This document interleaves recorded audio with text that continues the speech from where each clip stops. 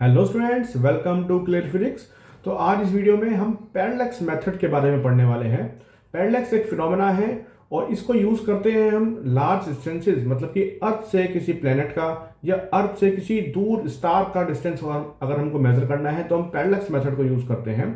तो पैरेलैक्स क्या होता है सबसे पहले हम इसको समझेंगे और फिर पैरेलैक्स मेथड को हम कैसे यूज करते हैं डिफरेंट अर्थ से स्टार के बीच का या अर्थ से किसी प्लेनेट के बीच का डिस्टेंस को कैलकुलेट करने के लिए हम कैसे इसको यूज करते हैं और कैसे न्यूमेरिकल सॉल्व करते हैं वो हम आगे देखेंगे। तो चलिए स्टार्ट करते हैं।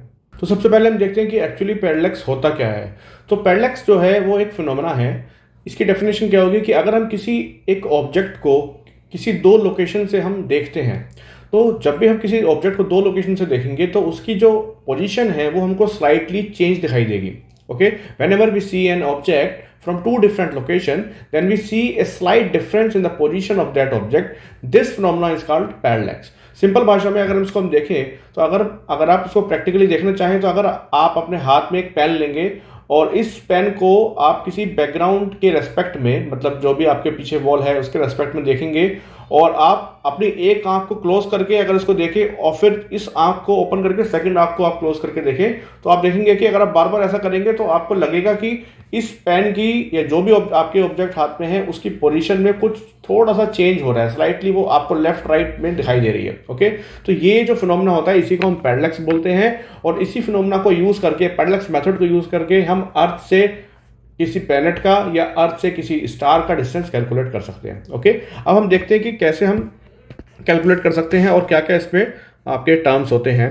तो सबसे पहले इसमें एक टर्म होता है जिसका नाम है बेसिस, मतलब कि अगर आपकी मान लीजिए ये लेफ्ट आई है और ये आपकी राइट आई है और लेफ्ट और राइट आई से आप एक एक करके किसी एक ऑब्जेक्ट को वॉच कर रहे हैं, देख रहे हैं, तो ये जो आपका डिस्टेंस है, किसी ऑब्जेक्ट का डिस्टेंस है आपकी आई से, हमको इंटरेस्ट इसमें होता है, हमको ये कैलकुलेट करना है डिस्टेंस। ओके, और ये जो डिस्टेंस है दोनों आपकी आईज के बीच का, या हम बोल सकते हैं कि अगर आप किसी ऑब्जेक्ट को दो अलग अलग पोजीशन से देख रहे हैं तो उन दोनों पोजीशंस के बीच का जो डिस्टेंस होता है उसको हम बोलते हैं बेसिस, BASIS, बेसिस उसको बोलते हैं।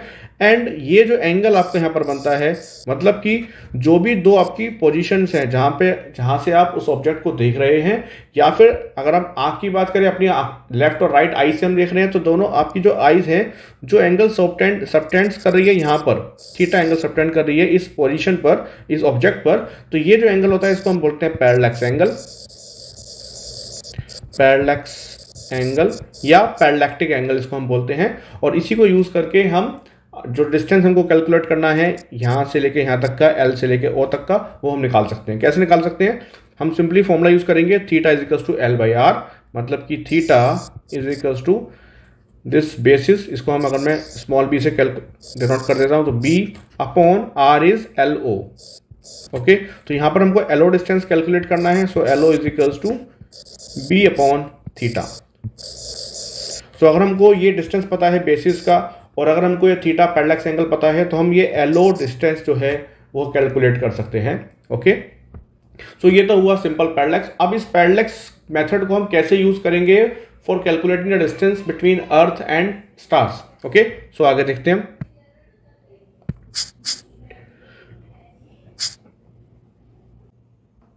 सो हम लेट करते हैं कि यहां पर मान लीजिए कि सन है, ये सन की पोजीशन है S और सन के चारों तरफ अर्थ रिवॉल्व करती है इलिप्टिकल ऑर्बिट पे। तो ये हमने बनाया एक इलिप्टिकल ऑर्बिट जहां पर आपकी अर्थ रिवॉल्व कर रही है अराउंड द सन, और सन की पोजीशन थोड़ा सेंटर में लगा देते हैं।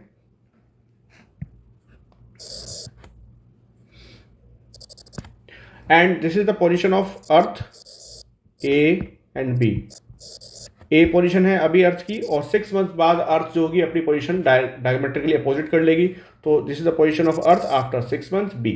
ओके, और ये कोई आपका नियर बाई स्टार है N, जिसकी डिस्टेंस को हमको कैलकुलेट करना है फ्रॉम अर्थ। ओके, तो डिस्टेंस क्या हुआ अर्थ से इसका, या तो हम AN लिखेंगे इसको, this is the distance AN, या हम इसको BN बनाएंगे, this is the distance BN from the earth. Okay, और हमने लेट किया कि एक बहुत दूर स्टार है, फार अवे स्टार है F, जिसका जो हम पोजीशन मानेंगे वो जस्ट अबव द अर्थ मानेंगे इस तरीके से। बिकॉज जैसे जैसे हमारा जो स्टार है ये एन, ये दूर होता जाएगा, जैसे जैसे इसको अगर मैं यहाँ बनाता हूँ तो आपको देखेंगे कि जो एंगल है ये और स्ट्रेट होता जाएगा। ठीक है, अगर मैं एक बहुत दूर स्टार मानता हूँ तो एक बहुत दूर अगर स्टार है कोई अर्थ से, तो उससे जो लाइट रेज आ रही होंगी वो ऐसे पैरेलल लाइट रेज आ रही होंगी। ओके, ये पैरेलल लाइट रेज आ रही है, जो कि बहुत दूर स्टार है कोई, उससे आ रही है। ओके, हम जो पैरेलक्स मेथड है वो हम सिर्फ नियर बाई स्टार्स का डिस्टेंस मेजर करने के लिए यूज करते हैं। उसका रीजन मैं आपको बाद में बताऊंगा क्यों यूज करते हैं, अभी वीडियो के एंड में। चलिए हम इसको स्टार्ट करते हैं। तो सबसे पहले हम क्या करेंगे, जो फार अवे स्टार है हमारा, इसका डिस्टेंस, इसकी लाइट रेज को हम यहाँ पर देखेंगे इस ए पोजिशन से। ओके, और हम ये जो, और देन हम ये जो नियर बाई स्टार है इसकी लाइट को जो हमारे पास आ रही है ए पोजीशन पर, उसको देखेंगे। तो इन दोनों के बीच का जो ये एंगल है ये हम कैलकुलेट कर सकते हैं by using A astronomical telescope. ये कितना एंगल है, तो हमने ये मेजर कर लिया, ये लेट करते हैं हम θ1 एंगल है। ओके, सिमिलरली आफ्टर 6 मंथ्स क्या हुआ, अर्थ यहाँ पर आ गई, हमने फिर से इस फॉर अवे स्टार की लाइट को देखा, एंड फिर ये जो नियर बाई स्टार है इसकी लाइट को देखा, और इन दोनों के बीच का जो एंगल है ये हमने बाय यूजिंग ए टेलीस्कोप इसको भी मेजर कर लिया, और ये एंगल आपका हो गया θ2। ओके, सो उनको θ1 θ2 एंगल्स मिल गए हैं। अब अगर मैं इन दोनों पॉइंट्स को ज्वाइन कर देता हूँ, जो सन है आपका ये, और ये जो आपका नियर बाई स्टार है, तो ये जो θ1 एंगल है ये वाला एंगल भी θ1 एंगल होगा, because these are alternate angle. And similarly ये जो θ2 एंगल है ये वाला एंगल भी आपका θ2 एंगल होगा, because these are also alternate angles. Okay, now ये डिस्टेंस आपका हो गया ए बी। अब मैं अगर यहाँ पर सिंपल अपना आर्क वाला रिलेशन लगाता हूँ तो मेरे को क्या मिलेगा, θ1 plus θ2 is equals to A B upon A N.